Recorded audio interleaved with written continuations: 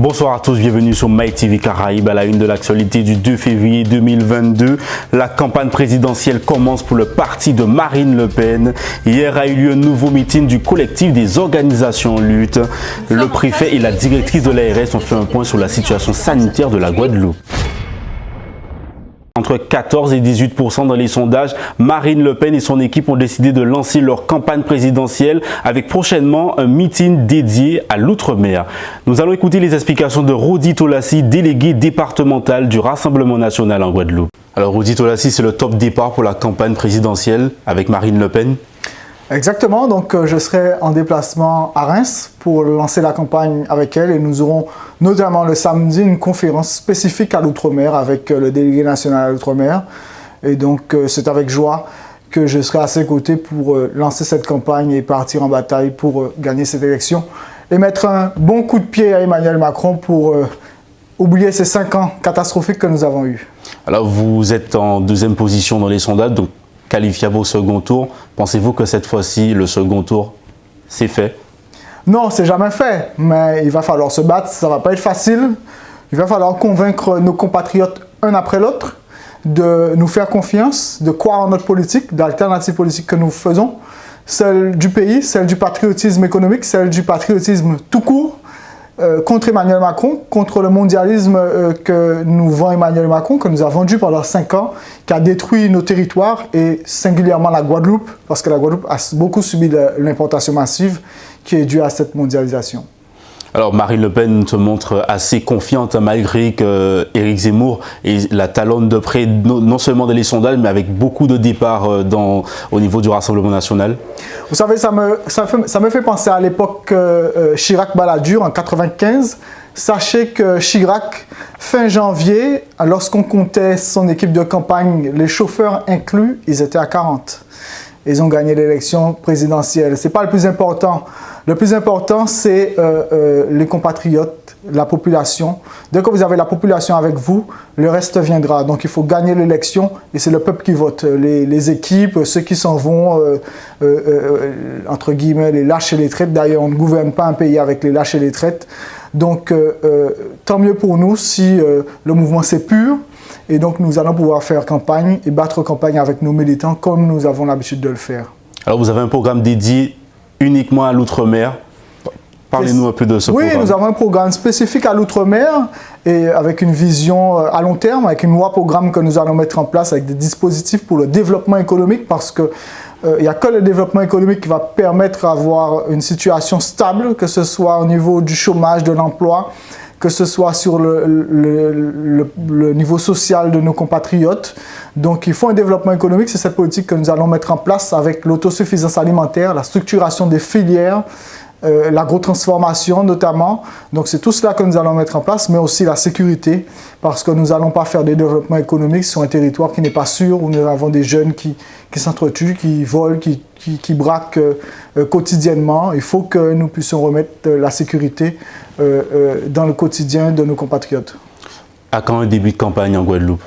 Mais le début de campagne sera lancé dès mon retour de la métropole. Donc d'ici la fin de la semaine prochaine, nous serons déjà sur le terrain, bien armés pour battre le pavé. Merci beaucoup. C'est moi, je vous remercie beaucoup. Depuis plusieurs mois, le collectif des organisations lutte manifeste contre le pass sanitaire et l'obligation vaccinale. Quelle suite a donné à ce mouvement? Ils ont tenu à faire le point lors d'un meeting devant le tribunal de Pointe-à-Pitre. Pour tous les travailleurs qui depuis 2 mois et demi, pas toucher l'argent. 2 mois et demi qui n'ont pas porté à casa pour assurer santé à Timonayo, pour assurer l'équilibre familial, social, psychique. Au bel moment où tous ces noms-mêmes comme là, des professionnels de santé, pour les camarades de la Jordina, qui ont fait tout et tout pour assurer métier en plein Covid, sans matériel, sans moyens, sans équipement, sans machine, et ont fait avec dignité, et ont fait une constante. Des fois, je vais expliquer également que là où il y a ce tribunal à casa, yo paye entrer, yo pas ça que je peux entrer, tout ce que va payer changer les. Yo peut pas bon ni maman yo ni papa yo ni timona yo. Et c'est ces gens là ça joue là on va dire qu'il est responsable parce qu'il va refuser pour vaccin ou va prier yo pas payer yo. Et on va même craser puis que yo. Et c'est pour ça que nous disons que l'enfant au cas tué, il ne faut pas au paiement. Nous avons confirmé, et c'est ça que nous disons au tribunal là. L'enfant au cas tué, il ne faut pas au paiement. Parce qu'à partir du moment où on détruit à mon salaire, on ne va pas payer. Mais si on va interdire à exercer, en plus du salaire, on crée un lieu de parole, un lieu de vie, un lieu de solidarité, un lieu de bon montage. On va dire que vous prend souffle parce que vous ne pouvez pas entrer en casa sans rien, mais vous ne pouvez pas savoir que vous avez si ça ne va pas virer. Vous pouvez écraser l'espace de vie là ça. Et vous êtes fiers, vous parlez, vous sont quoi du pays, vous parlez, vous va le payer. Et c'est ça que je dis que le procès là, quand vous êtes fait contre là, parce qu'il y a des mains à ce côté de mort, nous disons qu'il y a un procès à côté de l'eau, ni procès à nous, nous avons fait, c'est procès à système de santé là. Il y a toute la consulté qu'on va faire dans les établissements de santé, qui a donné les établissements également social et l'éducation sociale. Et c'est pour ça que c'est là sa licence. Et encore une fois, qualité de réponse que nous avons ici dans ce là de solidarité, le présent dans le rendez-vous judiciaire là, ça, c'est également qualité de présence que nous avons touché dans tous les petits depuis à présent, depuis demain, depuis 3 mois, 4 mois, 5 mois, pour les camarades. Donc, nous devons continuer la lutte également dans le tribunal. Également dans le tribunal de blanc, de procureur, de nous juger. Nous décidons de dire toutes les vérités que nous battons. Nous décidons de nous réduire le combat. Nous devons limiter l'engagement à des coups maman que nous va côté l'homme. Nous devons limiter le combat. Nous devons réduire, castrer nos femmes. Parce qu'on est soldats zélés à l'État français. Décider qu'il y a un nettoyage à faire dans la santé en Guadeloupe, c'est le CHU. Et ça va passer principalement par destruction à nombre, à forme, à organisation syndicale et à toute l'obligation de défense à droit de travailler et droit malade dans les hôpitaux. Quand l'on paye, j'ai passé. Madame, paye, j'ai passé. Pour qu'il paye, passer non plus. Préférez passer non plus. Et nous avons bien dit que tribunal là aussi sont le but. Aussi pour nous, on espace de confrontation avec ce système-là. Et espèce de confrontation là, ça camarade, d'avocats nous, avec les différents militaires que nous décidons d'utiliser espace de confrontation là, ça, pour confondre à notre médiocrité, méchanceté, lâcheté, violence à eux. Les gens qui tentent de parler de nous, ils ont gâché, ils doivent garder, chercher un petit morceau de terre, et ils ont fini par trouver, et marquer, roi de l'eau. Et ça, c'est nous. En nous, nous faisons pour ça. Alors, la lutte raide, mais la lutte belle. Il ne faut pas jamais nous oublier qu'en 2009, envie de dire depuis 2009, nous sommes un exemple dans le monde syndical, le monde qui est en lutte, par tout citoyen. Et ça, il faut nous fier de ça. Chaque fois que nous avons levé le matin, chaque fois que nous avons dormi en lutte, il ne faut pas jamais oublier ça. On va aborder un sujet qui a préoccupé moins, il faut nous régler aussi ça. La vaccination des enfants. Ça a choqué moi, ça a effrayé moi. La vaccination des enfants. Au début, ils ont dit nous que pour vacciner un petit monde, il faut l'autorisation des 2 parents. Parce que nous toujours ils savent que pour faire un acte médical à son petit monde, il faut avoir la présence d'un parent qui dit l'autorité. Ça toujours comme ça. Finalement, ils ont dit nous après que comme les gens qui divorcent, ils ont été à droite, ils ont été à gauche, il faut la présence d'un parent. Mais ils ont constaté que les parents qui ont résisté, ils n'ont pas qu'à faire si ils ont pris un vaccin. Et dernièrement, ils ont remodifié la loi là encore. Aujourd'hui, ils ont dit nous que la présence d'un parent pour la vaccination de son enfant n'est pas obligatoire. Dès lors que la personne qui l'accompagne peut attester de la signature de l'accord des parents qui sont absents. Mais c'est marqué. C'est marqué. À partir de 5 ans jusqu'à 15 ans, on peut prendre un vaccin. À partir de 5 ans jusqu'à 16 ans, il peut prendre, on à 16 ans peut prendre un vaccin sans même qu'il y ait 10 familles qui prennent un vaccin. Camarades, c'est grave. C'est grave.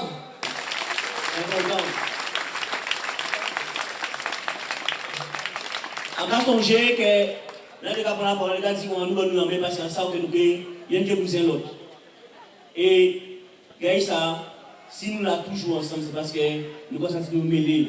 nous-mêmes, nous tête nous madame les bonnets là. Alors, nous allons nous nommer, là nous faire ça rapidement. Là nous allons nous nommer. Ça c'est important. Qu'est-ce que nous? Ouais, je dis, au micro, quand tu es monde, finalement, pas nous dans l'hôpital, c'est ça que nous avons, c'est ça va tuer le monde. Donc, nous avons raison de dire que nous apprenons à vivre avec temps nous. Et désormais, maladie là va faire partie des temps nous. Des générations de nous. À nous applaudissons nos camarades. Merci en peu. Alors, les camarades, avant de dire plus que ça, en nous pensons particulier à tous ces camarades qui la journée là. Tous les militants ils vont arrêter tout partout.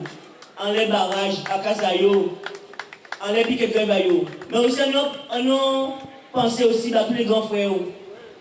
Tous ces là que ils vont arrêter justement là. En nous pensons aussi que les policiers ils vont arrêter là parce que lui aussi dans la famille. Alors parce que le côté là est là pour nous ne pas penser qu'il y a une famille qui va tout faire. Alors, en nous faire un minute de silence pour tout ça, il va dans nous, camarades.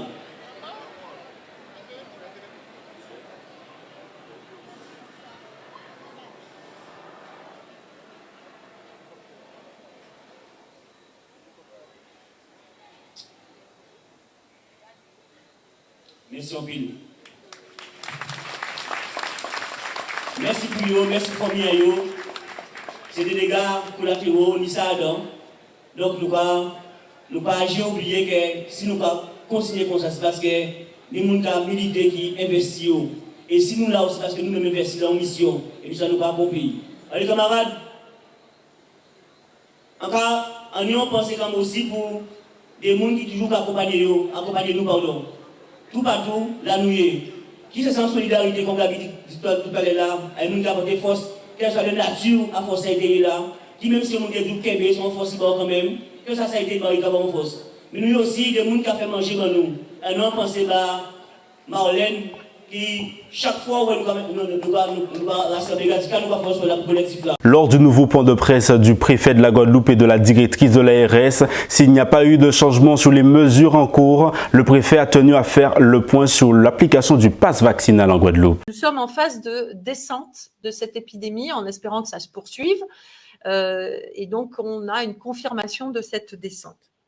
Puisque le taux de positivité est passé en dessous de 20%, ça, c'est vraiment une bonne nouvelle. C'était le point d'inquiétude, c'est que le taux de positivité se maintenait au-dessus de 20%. Il était à 19,8 la semaine dernière. Et en ce début de semaine, on voit effectivement que ça se poursuit dans la diminution, plutôt autour de 17%. Nous avons un taux d'incidence qui est autour de 2000 pour 100 000 habitants. Donc, ça reste évidemment très, très élevé. Mais malgré tout, nous sommes montés jusqu'à 4300, je le rappelle, dans cette 5e vague de l'épidémie. Cette semaine qui vient de passer, 100% des tests étaient Omicron. Et donc, on voit que ça varie chaque semaine entre 95, 96 80 et 100%. La diminution du nombre de cas, du coup, est évidemment effective, avec autour de 7900 cas pour cette semaine qui vient de passer, contre 12 800 la semaine précédente. Donc, vous voyez, une diminution de près de 38% du nombre de cas, qui, bien sûr, s'explique en partie par une diminution du nombre de tests, qui n'est pas une diminution majeure, mais un petit peu quand même, parce que les gens sont moins cas contact ou ont moins besoin, mais malgré tout, un nombre de tests qui reste très élevé, bien sûr, puisque nous avons eu jusqu'à, que je ne vous dise pas de bêtises, 40 000 personnes qui se sont fait tester dans la semaine. Nous avons aussi, bien sûr, un point qui est plutôt favorable et rassurant à ce stade-là, c'est que le R, le taux de reproduction du virus, a diminué à 0,68. Vous vous souvenez, on était monté jusqu'à 2,45. Donc, ça devrait normalement nous amener la semaine prochaine vers une baisse encore du nombre de cas. Cependant, il y a toujours des clusters qui se forment. 5 clusters se sont formés la semaine dernière, avec un en milieu scolaire, un lors d'un événement public ou privé, c'est-à-dire d'un événement de personnes qui se regroupent, un en établissement médico-social et 2 dans le milieu professionnel. L'idée, c'est qu'on applique le pass vaccinal quand ce vaccin sera disponible et pourra être utilisé par les Guadeloupéennes et les Guadeloupéens qui souhaitent se faire vacciner et qui souhaitent entrer dans ce schéma vaccinal. Et puis le troisième élément de contexte, Le pass vaccinal, vous pourrez l'utiliser si il y a 3 conditions possibles qui peuvent être mises en œuvre. Premièrement, vous êtes présenté un schéma vaccinal complet et vous avez une attestation qui permet d'être vérifiée soit par papier, soit de façon électronique avec votre téléphone portable. Soit vous avez un certificat de rémission du Covid, c'est-à-dire que vous avez été malade du Covid et vous êtes en phase de rémission. En phase de rémission, c'est-à-dire que vous êtes en phase dans laquelle vous avez plus de 11 jours après un test positif et cette phase de rémission dure aujourd'hui, à l'heure où je vous parle, 6 mois et à compter du 15 février, elle ne durera plus que 4 mois. Mais pendant cette phase-là, vous ne pouvez pas être vacciné, donc vous pouvez satisfaire au pass vaccinal ou vous avez un certificat de contre-indication à la vaccination. Je retire le dernier point parce que c'est plus anecdotique, mais concrètement, quand on regarde les chiffres de la vaccination, schéma vaccinal en cours ou schéma vaccinal complet, et les gens qui pourront satisfaire d'un certificat de rémission, quand on additionne tous ces chiffres-là, on a plus de 2/3 de la population guadeloupéenne qui peut satisfaire au pass vaccinal à horizon entre le 1er mars et le 1er avril. Si on regarde sur le mois de mars, c'est important parce que, je vais dire un chiffre, vous me confirmerez si c'est le bon, mais 90 personnes, depuis 6 mois, 90 000 personnes en Guadeloupe ont été atteintes par la Covid. C'est-à-dire un quart de la population a été contaminée par la Covid depuis 6 mois. Et donc, ce sont des gens qui peuvent satisfaire grâce à un certificat de rémission Covid en attendant de pouvoir être vaccinés. Ces éléments de contexte et le fait que nous avons donc ces 2/3 de la population qui peuvent satisfaire au pass vaccinal nous ont conduit, avec les élus avec lesquels j'ai travaillé ce sujet, en lien évidemment avec Madame la directrice générale de l'ARS, à préconiser une mise en œuvre de ce pass vaccinal à compter du 7 mars prochain, donc juste après les vacances carnaval, et de manière progressive. À compter du 7 mars, le pass vaccinal sera mis en œuvre pour les établissements recevant du public de type culturel, le cinéma, théâtre, les musées, les endroits dans lesquels sont organisés les séminaires et les salons, notamment les séminaires et les salons professionnels. Et 15 jours plus tard, donc à compter du 21 mars, pour le reste des établissements recevant du public et les autres activités, les activités sportives, l'hôtellerie et la restauration. Donc l'idée, c'est qu'on attende que le vaccin Novavax soit présent, qu'on ait un maximum de personnes qui puissent satisfaire au pass vaccinal, c'est-à-dire entre mars et avril, et qu'on le fasse de manière étagée, de manière à laisser le temps aux gens de pouvoir se faire vacciner. 2 autres mesures complémentaires pour l'application de ce pass vaccinal. Tout d'abord, si vous rentrez dans le schéma vaccinal, vous avez votre première dose et que vous n'avez pas encore le schéma complet, on propose que le fait d'être rentré dans le schéma vaccinal, donc d'avoir une première dose ou une deuxième dose, si vous avez une troisième dose qui doit être prise et que vous avez un test de moins de 24 heures, vous pouvez aussi satisfaire au pass vaccinal. C'est ce qui est le cas aujourd'hui en métropole, dans l'Hexagone, et ça sera valable pendant 1 mois à compter du 21 mars.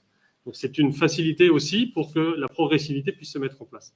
Et puis le deuxième point, c'est en complément de ce que je viens de dire, la gratuité des tests sera prolongée jusqu'à la fin de l'état d'urgence sanitaire. Elle devait s'arrêter le 15 février, elle sera prolongée jusqu'à la fin de l'état d'urgence sanitaire. Donc voilà, c'est important, je crois, de bien comprendre que le pass vaccinal, c'est aussi un outil qui est mis à notre disposition pour que nous puissions nous protéger tous collectivement et que nous puissions avoir une protection pérenne et que nous puissions éviter les vagues les unes après les autres qui nous obligent à rentrer en état d'urgence sanitaire, qui nous obligent à devoir mettre en place un couvre-feu, qui nous obligent à devoir porter le masque en toutes circonstances. Regardez comment la métropole a géré la 5e vague. Il n'y a pas eu de couvre-feu, il n'y a pas eu de restrictions dans les activités. Depuis aujourd'hui, en métropole, qui n'est pas sous état d'urgence sanitaire, un certain nombre de restrictions sont levées, alors que les taux de contamination et les taux d'incidence sont plus élevés qu'en Guadeloupe.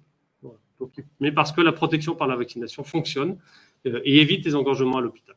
Donc c'est vraiment important que nous puissions l'appliquer ici aussi de cette façon. À quelques jours de la Saint-Valentin, la bijouterie Amour de Bijoux vous propose ses services de qualité. Une de nos équipes est partie à leur rencontre. Alors, Amour de Bijoux, avec la Saint-Valentin, vraiment, c'est un cocon. Parce que nous avons une bijouterie et beaucoup de cadeaux qui représentent l'amour. C'est très symbolique qui représente l'amour. Quand on achète un bijou en or, eh bien, ça dure des années, comme notamment le signe infini en bijou. Donc, pour nous, Saint-Valentin et nous, c'est vraiment le cadeau de l'amour et le cadeau aussi pour l'anniversaire du magasin. Vous avez un peu de tout. Vous avez que du métal précieux, vous en avez pour les hommes, vous en avez pour les femmes, vous en avez également pour les enfants. Le bijou en or, ça s'appelle le bijou 750 millième. Donc cela veut dire qu'il y a 75% d'or dans le bijou que vous allez acheter. Donc le reste, la différence pour arriver à 100%, ça va être du métal. Alors, c'est pour ça qu'il a beaucoup plus de valeur monétaire et ça n'a rien à voir avec le bijou en 9 carats.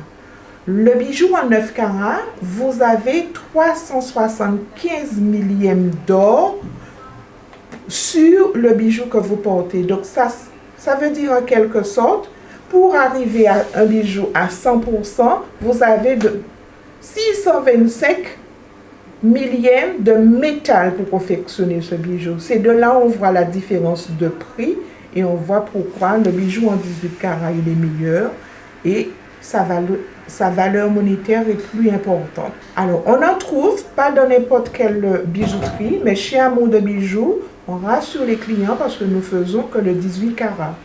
Voilà, nous faisons que le bijou à 750 millièmes, le 18 carats. La Saint-Valentin, je ne fais pas, mais c'est une fête pour tous les jours. Et voilà, donc ce jour-là, c'est un jour spécial pour les amoureux. Donc là, je suis passée à la boutique Amour de Bijoux, donc juste pour regarder un petit peu. Donc, voilà. C'est la fin de votre édition. Merci de nous avoir suivis sur MyTV Caraïbes.